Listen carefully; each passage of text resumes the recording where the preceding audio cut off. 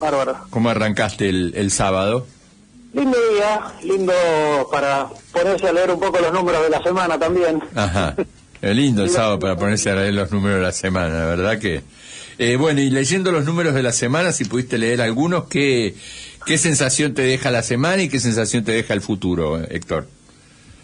Bueno, la verdad la semana viene inquieta, ¿no? A partir del golpe con la lira de Turquía que nos contagió, un poco hemos retornado casi al mes de junio. Estamos con las mismas incertidumbres y las mismas incertezas. Y además aparece Brasil, ¿no? Devaluando. Y aparece Brasil con un calendario que nos va a complicar porque están muy próximas las elecciones presidenciales, que son para el 7 de octubre, y recién hacia el 17 de septiembre el Tribunal Superior Electoral va a definir si puede ser Lula el candidato a presidente del PT o no. No, la mayoría ya dice, los analistas políticos de Brasil dicen que Lula no va a poder ser candidato, que será candidato, algunos dicen desde la cárcel, y que pondrá a su candidato, pero dicen que el candidato de Lula todavía no mueve mucho el amperímetro, ¿no? Pero yendo a la Argentina en particular, ¿te preocupó la suba del tipo de cambio de esta semana?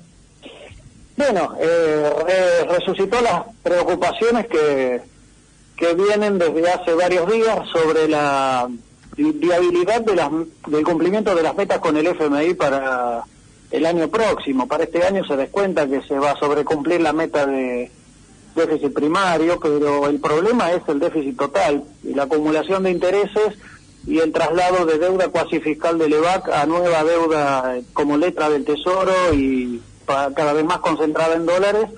Es una fuente de riesgo que empieza a preocupar, al igual que también la mecánica de sustituir las LEVAC a 30 días por letras de liquidez a 7 días.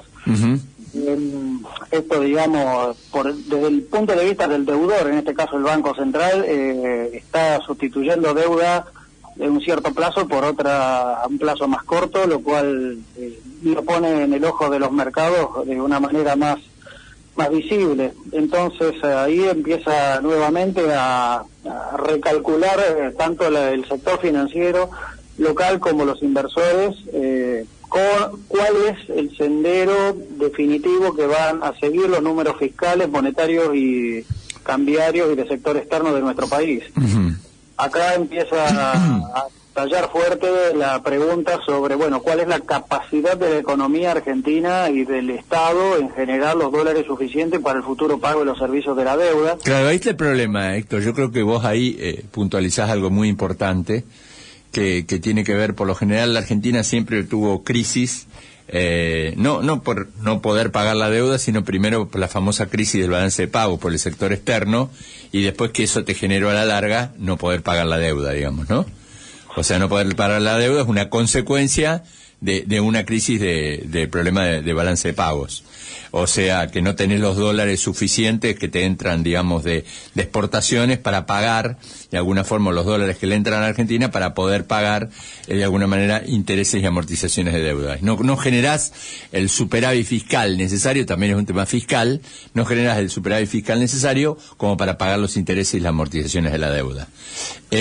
Algunos dicen hoy que más allá del ajuste que está haciendo el gobierno Mauricio Macri, de llegar este año a 2.5 de reducción de PBI del déficit, o sea, que sea 2.5, y de llegar en el 2019 a 1.3 de déficit, no te alcanza, que en realidad tendrías que tener un superávit de 3 puntos.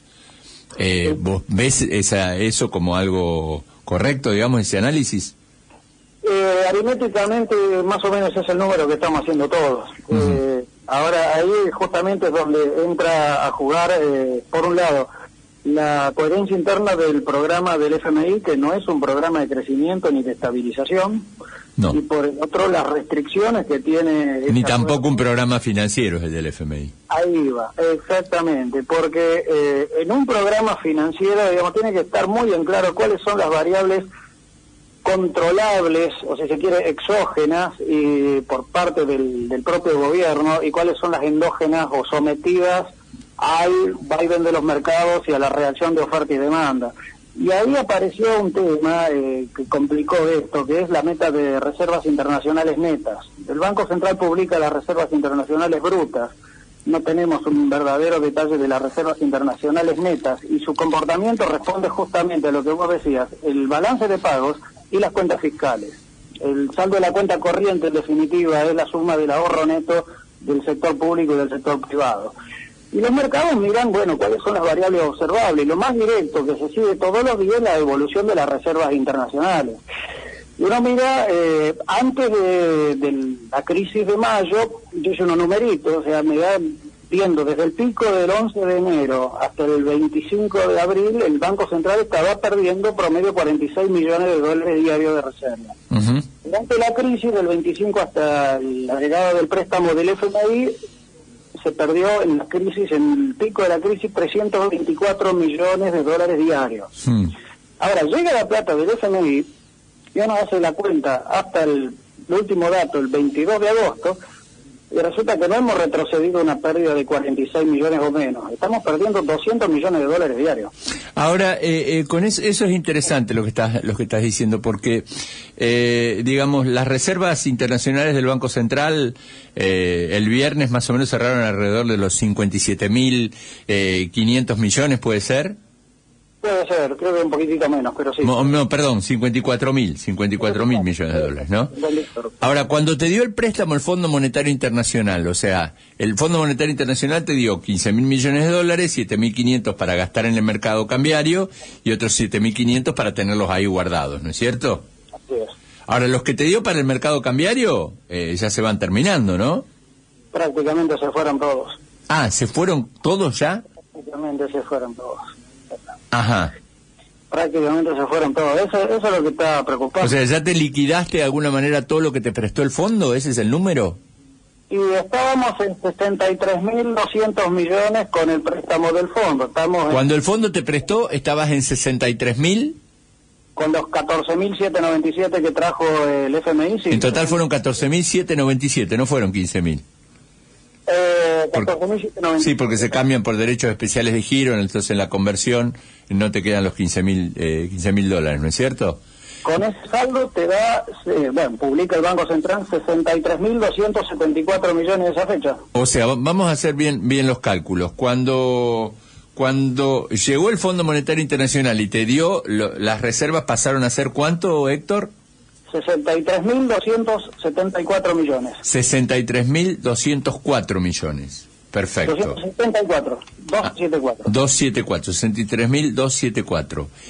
Y ahora, digamos, tenés de reservas... ¿Me decís 54.700? Sí, aproximadamente. Entonces... 7.600 se fueron. ¿Cuánto se fue? Y 7.600. 7.600. O sea, se te fue todo lo que te prestó el fondo. Ese es el número. Y bueno, ahí estamos, ahí es donde estamos parados hoy. O sea, la plaza financiera argentina, chiquitita, poco desarrollada, poco profunda, pero... Sí. O sea, ya no tenés más, por eso, bueno, el fondo le dijo a la Argentina que una vez que se terminen esos 7.500, vos ya no podés vender más nada en el mercado cambiario. Por eso que de facto han flexibilizado las subastas. Ajá. Porque el mercado argentino, pequeñito y todo, le dio un cross de derecha al Banco Central y otro al FMI. Ajá. Y ahora, ¿cómo ves la situación de acá en adelante? ¿Ves un tipo de cambio que va a seguir subiendo porque el Banco Central no va a seguir con esta subasta o va a seguir con las subastas? Bueno, acá es donde entra el tema de la incertidumbre actual. No sabemos qué va a hacer el Banco Central, no sabemos si hay o no un plan B de adelanto de fondos del FMI o alguna ayuda extra del Tesoro americano. Y si hay eso, que lo anuncien cuanto antes para tranquilizar la plaza. Ajá. Directamente. No, está complicado. Y sí, está muy complicado esto. La economía real está en caída, la caída va a seguir por lo menos. Bueno, el número que dio a conocer el INDEC esta semana obviamente es un número muy duro, ¿no? Sí, se venía anticipando en algunos indicadores sectoriales, pero sí, y esto va a continuar por lo menos hasta fin de año. Ahora, viendo los trimestres, yo digo, porque uno ve el primer trimestre del año, la economía creció un 3,6% y tuviste una tasa de desempleo del 9,1%. Si a partir del segundo trimestre, tercer trimestre y cuarto trimestre por lo menos segundo y tercero, la economía va a caer fuerte, como se empieza a ver, va a tener un problema el gobierno que va a ser la suba de la tasa de desempleo, ¿no? La suba de la tasa de desempleo más riesgo de aceleración todavía de inflación y... Claro, pero digo, más allá de eso, digo, la caída del 6,7% de junio que dio el estimador por eso, lo que es el seguimiento de alguna manera del PBI que hace el INDEC, ¿no es cierto? Cayó 6,7%. La actividad industrial en julio ya se calcula que cae aproximadamente más de un 5%.